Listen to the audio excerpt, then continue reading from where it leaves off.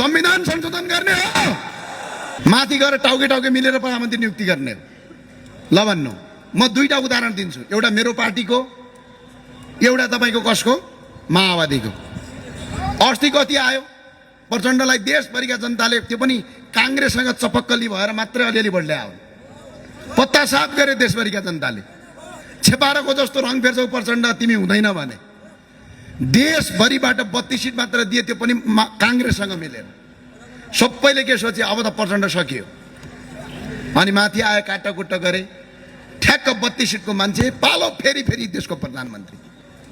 ल भन्नुहोस्, अब अहिले चुनाव भयो भने केपी ओली फेरि प्रधानमन्त्री हुँदैन भन्ने के ग्यारेन्टी छ?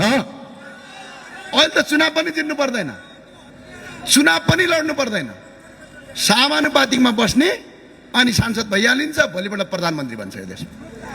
अनि यस्तो व्यवस्था, अनि चुनाव गराउँछु देश परिवर्तन गर्छु भने सुशीला कार्कीले भन्ने भने केपी ओलीको समर्थन गरे होइन उहाँले?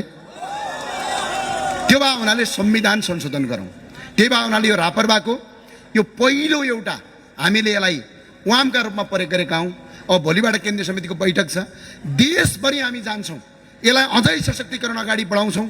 धेरै ढिला भइसक्यो, धेरै रात भइसक्यो, एकपटक बनाऊ। तपाईहरु तयार हो? तयार हो कि होइन? र अहिले पनि भन्न चाहन्छु यो सरकारलाई, तपाईँ सरकारको हामी विरुद्धमा छैनौँ, तर सरकारले नवीन सम्झौता गर्न पर्छ। नवीन सम्झौता नगरी सरकार अगाडि बढ्न सक्दैन। एकपटक जोरदारका साथ बनाऊ, संविधान संशोधन गर्ने हो। खै हात उठेन, अगाडिको नेतागणहरूको उठेन। एक साथका साथ भन्न चाहन्छु, अन्तर्मी संविधान गर्नुस्, सम्झौतामा आउनुस्। यदि सम्झौतामा तपाईँ आउनु भएन भने प्रधानमन्त्री ज्यू देशलाई फेरि पनि त्यसलाई भट्कालामा हाल्ने कोसिस गर्नुभयो भने आज त रन्नपार्काको आमसभा हो। अबको केही समयपछि यही व्यवस्थामा, यही सिर्फ तपाईको टाउको मात्रै परिवर्तन गर्ने, देश विकास नगर्ने व्यवस्था ल्याउनु भयो भने स्पष्टका साथ सोच्नुस्, यो आमसभा रन्नपार्कामा हुने छैन।